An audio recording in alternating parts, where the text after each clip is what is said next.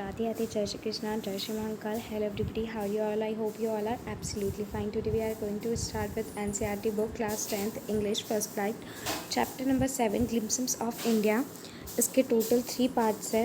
First is a baker from Goa, second is cloth and third is a T from Assam. Okay, तो हम इन एक एक करके सभी पार्ट्स को पढ़ेंगे. ठीक है, सो स्टार्ट करते हैं. Baker from Goa, a baker from Goa जिसके राइटर है ल्यू. अभी हम पढ़ेंगे बेकर फ्रॉम गोवा जिसके राइटर हैं ल्यूसियो रॉड्रिग्स. ओके, तो बिफोर यू रीड पढ़ लेते हैं पहले हम. सो बिफोर यू रीड में कहा गया है, what image of people and of place come to your mind when you think of our country. जब आपको इंडिया का नाम सुनाई देता है कि दिस इज़ इंडिया, तो कैसी प्लेसेस और क्या क्या पीपल्स आपको याद आते हैं. तो आपको डिफरेंट डिफरेंट प्लेसेस याद आती होगी, डिफरेंट डिफरेंट पीपल्स याद आते होगी, कल्चर, रीजन्स, हिस्ट्री, माइनस्ट्री, जो भी सब कुछ आपको याद आता होगा. What part of India have you lived, किस पार्ट में आप रहते हो और कहाँ कहाँ आप घूमे हो. Can you name some popular tourism destinations, क्या आप किसी पॉपुलर मतलब घूमने लायक जगह का नाम बता सकते हैं. कमेंट में ज़रूर इस क्वेश्चन का तो आपको करना ही करना है आंसर, कि आप कहाँ पर रहते हो और कहाँ कहाँ आप विज़िट किए हो. तो फर्स्ट पढ़ेंगे अ बेकर फ्रॉम गोवा. तो जैसे इसकी टाइटल से समझ में आ रहा है कि कोई बेकर था, मतलब जो कि कुछ बेक करता था, और वो कहाँ का रहने वाला होगा. आई थिंक गोवा का. बहुत सारे मैसेज आ रहे थे. तो पढ़. Our elders are often heard reminiscing nostalgically, मतलब thinking fondly to the past.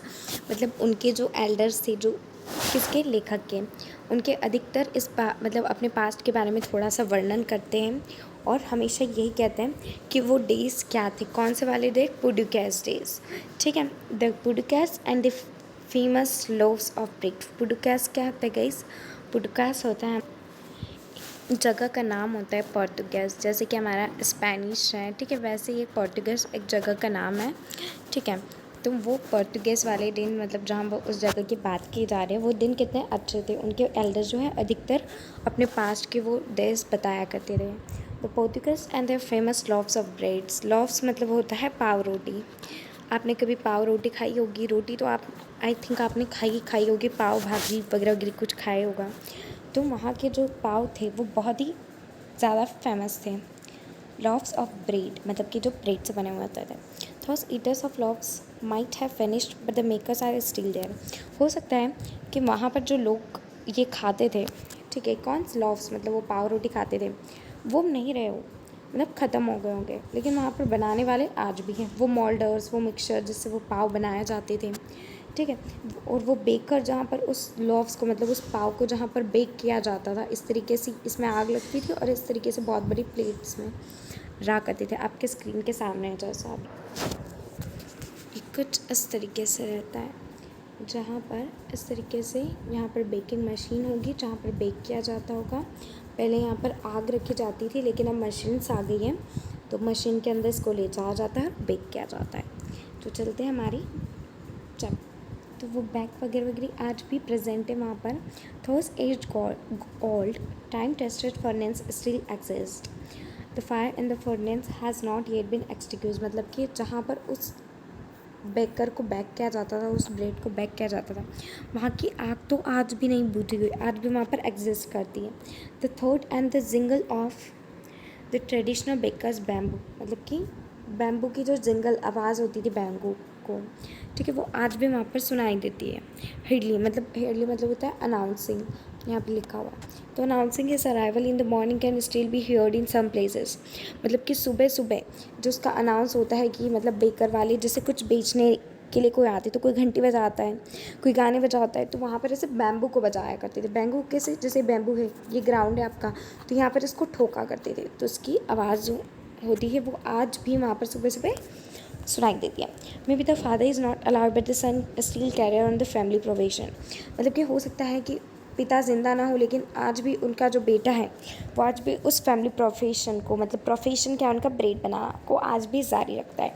उसके पापा भी बनाते थे और आज बेटा भी बनाता है, पर उसके पापा अब जीवित नहीं है, ठीक है, तो बेटा बनाता है. एक चीज़ एग्जाम्पल दे रहे. This bakers are even today known as pader in Goa, मतलब कि ये जो बेकर्स है वो आज भी जिंदा है, जो कि पैडर कहलाते हैं, गोवा में रहते हैं, ठीक है ना। During our childhood in Goa the baker use to be friend, मतलब लेखक कहते कि हमारे चाइल्डहुड में जब हम गोवा में थे तो बेकर हमारे फ्रेंड हुआ करते थे। कंपेनियन एंड गाइड, ऑल्सो हमें गाइड भी करते थे।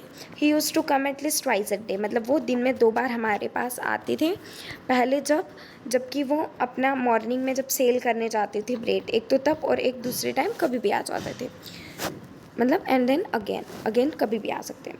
When he return after emptying his huge buckets the jingling thought of his Bengaluru walk us up, मतलब कि अब जब वो अपने बड़े से बास्केट को, खाली बास्केट को जब वापस से रिटर्न लेके आते थे, एक बार तब आ जाया करते थे, ठीक है। एक बार तो जब वो सेल करने जाते थे तब आते थे, और एक बार जब सेल करके पूरा खाली हो जाता था उनका बास्केट और तब जाते थे, तब फिर आ जाते थे। समझ में आया ना। The jingling thought of his bamboo walk us up from steep and we ran to meet and greet him। अब जब वो अपने बैम्बू को सुबह सुबह ठोकते थे ताकि लोग उनकी आवाज़ सुनकर उनसे ब्रेड खरीद लें, तो सब लोगों की नींद खुल जाती थी उस टाइम पर जब वो बैम्बू को ठोकते थे, ठीक है। और सब उनको ग्रीट करते थे, उनसे मिलते थे, और जिसको ख़रीदना होता था वो ख़रीदते थे। Why was it so, what it for the love of the loaf, मतलब इतना प्यार उस पाव में क्यों था। Not at all, the lofts were bowed by some paskin or basting. The maid servant of the house, what we longed for were those bread bengals which we choose carefully. Okay मतलब बड़े लोगों के लिए loaf लेके आया करते थे और बच्चों के लिए ब्रेड बैंगल्स लेके आते थे, जो कि स्वीट ब्रेड होते थे और ये स्पेशल बनाए जाते थे। अब मैं आपको बताती हूँ कि ब्रेड बैंगल्स कैसे होते हैं। आपके ब्रेड बैंगल्स कुछ इस तरीके से होते हैं, मतलब कि ये बैंगल्स की तरह दिखते हैं, एज वेल एज ये ब्रेड के बने हुए होते हैं, मतलब ब्रेड जैसे इंग्रेडिएंट के, तो इसको ब्रेड बैंगल्स कहा जाता है। देखो कितने प्यारे टेस्टी टेस्टी से हैं, यहाँ पर भी है, ये भी है, ठीक है। तो इनको ही कहा जाता है ब्रेड बैंगल्स। और इस तरीके से कुछ अभी मैंने बताया ना कि यहाँ पर आग अभी भी जलती है और इस तरीके से यहाँ पर ब्रेड को पकाया जाता है, ठीक है। तो मैं इसी का बताना चाह रही थी, लेकिन ये फ़ोटो मुझे मिला नहीं। ओके ना, come to the our book page. The baker made his musical entry on the scene with zung zung sound of his specially made bamboo staff। मतलब जब वो बेम्बू को ग्राउंड से ठोकता था तो उससे कौन से साउंड प्रोड्यूस होता था, जंग जंग साउंड, ठीक है, जिससे सभी लोग, मतलब वो बेकर जो है वो एंट्री करता था, ठीक है। एक हाथ में उसके बास्केट होता था जो फुल होता था किसके, ब्रेड और लॉफ्स के, ठीक है। और एक हाथ में उसके बैम्बू होता था जिससे वो अपने ग्राउंड पर ठोकता था ताकि सभी लोग उसके पास आकर ख़रीदें, ठीक है। Okay, he would greet the lady of house with good morning, वो लेडीज़ उनको कैसे ग्रीट करता था, मतलब सुबह सुबह आता था तो गुड मॉर्निंग से, क्योंकि अब सुबह का टाइम होता है तो ऑब्वियसली सभी गुड मॉर्निंग ही करेंगे। And then place is basket on the vertical bamboo, और कुछ बैम्बू को इस तरीके से रख के यहाँ पर अपने बास्केट को वो प्लेस कर देता था। ये ग्राउंड है, यहाँ पर वो आदमी है, ठीक है, समझ में आया। Wickets would be push aside with a mild rebuke and the loaves would be delivered to the servant. अब वो क्या करता था, वो जो लॉफ्स होते थे उसको सर्वेंट के यहाँ डिलीवर करते थे। कौन, वो आदमी जो कि ब्रेड बनाता था। But we would not give up, हम गिव अप नहीं करते थे, ऐसा बच्चा कह रहा है। We would climb a bench और the parapet and peep into the basket somehow I can still recall the type of fragrance of those loaves. और वो कहते हैं मुझे आज भी उस लॉफ्स की खुशबू याद है, और हम गिव अप नहीं करते थे, हम कुछ ना कुछ उनकी हेल्प करने को सोचते ही सोचते थे। कौन, किड्स कह रहा है ऐसे कि हम ना उनकी हेल्प करने के लिए कुछ ना कुछ सोचते थे, और लेकिन क्योंकि वो हमें कुछ करने ही नहीं देते थे इसलिए, पर हम फिर भी गिव अप नहीं करते, ऐसे किड्स कहते हैं। Then we did not even care to brush our teeth और वॉश आवर माउथ्स, मतलब कि जब वो लव्स, जो लव्स होते, पाव रोटी होती, वो एल्डर्स के लिए मंगाई जाती थी, और जो बैंगल जो मैंने अभी आपको बताया थी, ठीक है, वो बच्चों के लिए मंगाए जाते। बच्चे उनसे इतना प्यार करते थे, उस बैंगल से इतना प्यार करते थे, उन लव्स से इतना प्यार करते थे वो, कि अपने टीथ को ब्रश करना भी भूल जाते थे और अपने माउथ को भी वॉश करना भी भूल जाते थे प्रॉपरली, क्योंकि वो सुबह सुबह आता था, इसलिए उसको खाने के लिए इतने बच्चे एक्साइटेड होते थे। एंड वाई शुड वी, अब बच्चे कहते हैं कि हम इतना एक्साइटेड क्यों रहते थे और हम ब्रश क्यों नहीं करते थे, क्योंकि उनको ब्रश करने के लिए मैंगो लीव्स लेके आनी पड़ती थी, एंड देन उसका टूथपेस्ट बनाना पड़ता था, एंड देन फिर उनको ब्रश करना पड़ता था। तो इससे अच्छा है कि वो ब्रश ही ना करें। जो शेर होते हैं, ठीक है, वो कभी ब्रश नहीं करता, फिर भी उनके दांत इतने स्ट्रॉन्ग रहते, तो वाई वी, मतलब बच्चे कहते कि हम क्यों करें फिर। व्हाट दी कुड वॉट मतलब वो कहते हैं कि गर्म चाय हमारा मुंह वैसे ही क्लीन अप कर देती है और वॉश कर देती है हर रोज़, ठीक है, नाइसली। ना come to the this marriage. आप देखो यहाँ पर बहुत अच्छी चीज़ बोली गई कि अगर मैरिज गिफ्ट जो होता है, अगर उसमें स्वीट ब्रेड्स नहीं होते तो वो मैरिज गिफ्ट मीनिंगलेस होता है, ठीक है, मतलब इतना ज़्यादा। और इन स्वीट बॉल्स को बॉल कहा जाता है, ठीक है, सॉरी, इन स्वीट ब्रेड्स को कहा जाता है यहाँ पर बॉल्स, ठीक है। अगर कोई छोटी सी पार्टी भी, और अगर वहाँ पर अगर कोई ब्रेड नहीं हो तो वो पार्टी बेकार है, फालतू है, इस तरीके से माना जाता है। इतना मतलब ब्रेड को वहाँ पर माना जाता था कि बहुत अच्छा है, ठीक है। Not enough can be said to show how important a baker can be for a village. कोई नहीं बता सकता था कि एक बेकर कितना इम्पॉर्टेंट रखता है उस विलेज में। The lady was house must prepare sandwich. अगर उसकी किसी लेडी की बेटी का अगर मैरिज देखने के लिए, एंगेजमेंट देखने के लिए कोई लड़का आता है और अगर वहाँ ब्रेड नहीं बने तो समझो उनकी शादी फिक्स नहीं होती थी। Cakes and bowling hands are a must of Christmas. मतलब कुछ भी त्यौहार हो, केक्स और वो बॉलिंग हैंड्स मतलब कि वो ब्रेड बहुत ज़्यादा ही मंगवाए जाते थे। Thus the presence of baker friends in the village is absolutely essential. अब आप सोच सकते हो कि एक बेकर का इस विलेज में रहना कितना इम्पॉर्टेंट हो गया है, ठीक है। Now come to this, the baker और bread seller of those day has two peculiar days this is kabai, ठीक है। मतलब कि उस टाइम के जो बेकर्स होते थे जो कि केक बेक करते थे, ब्रेड सेल करते थे, उनकी एक स्पेशल ड्रेस होती थी जिसको बोलते हैं kabai. It was a single piece long frock reaching down to the knees. अब वो कैसी होती थी, एक सिंगल पीस लॉन्ग फ्रॉक होती थी जो कि उनकी नीज़ मतलब घुटनों के नीचे तक होती थी। समझ में आया नहीं? देखो कुछ इस तरीके से, ये है वो आदमी जिनका इस तरीके से नीज़ है, यहाँ पर उसकी नीज़ है, तो वो जो फ्रॉक होगी वो करीबन इतनी होगी, ठीक है। समझ में आया आपको?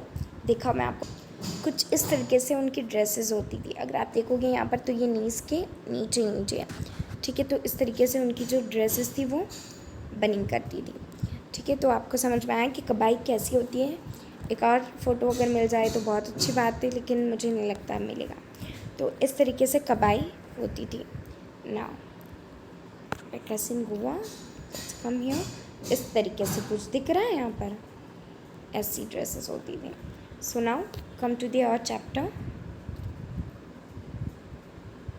सो now it in our childhood we saw bakers wearing a shirt. मतलब वो लेखक कहते हैं कि मेरे चाइल्डहुड में, हमारे यहाँ के जब मैं चाइल्डहुड में था तो बेकर कैसे पहनते थे, शर्ट्स और ट्राउज़र पहनते थे विच वर शॉर्टर देन फुल लेंथ। मतलब जो ट्राउज़र होता था वो शॉर्टर होता था देन फुल लेंथ के, ठीक है। अगर आपका हो तो मैं इसकी भी पिक्चर आपको शो कर दूँगी, कमेंट कर देना, आप सर्च कर लेना वरना कि how bakers wearing shirt and trouser, सबको मिल जाएगा।